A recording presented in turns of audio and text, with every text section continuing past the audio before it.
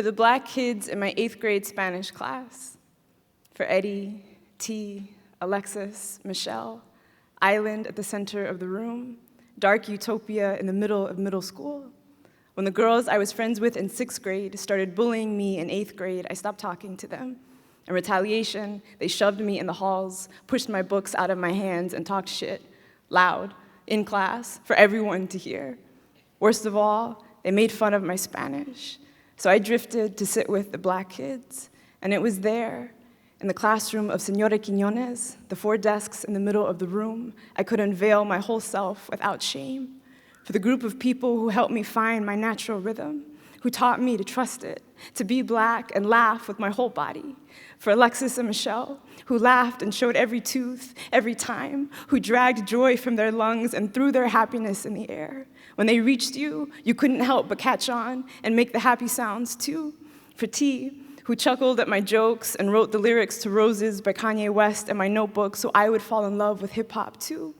And for Eddie, the quiet brother taking notes in the back, who once shouted, "Where the fuck is my cuaderno?" so loud. All us black kids shouted, then laughed, till tears poured out like music notes, and there we were, filling the space with the sound of us again. The descendants of slaves have always been the kindest to me. Eddie and I were the only ones good at Spanish. The others were good at being free.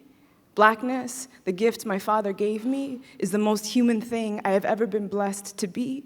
Bond that cannot be broken should we choose it over supremacy. I have never needed a country to love me, just black people. I have never needed heaven, just black people. Eddie, Alexis, Michelle, T, you gave me permission to love being black.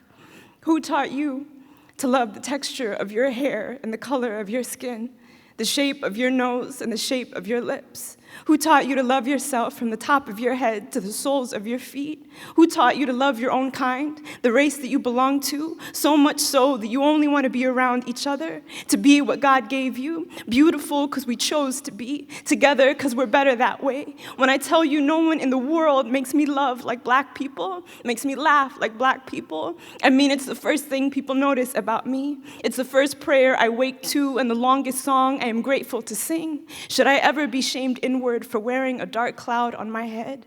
Should I ever think myself better for being a lighter color? Let me remember the dark utopia from whence I come. Should I ever forget that black people have demonstrated the greatest acts of humanity, of courage, that we are no one's second choice, that no matter where they put us on a map, we will find each other, create our own worlds, and they will be enough. Let us be enough.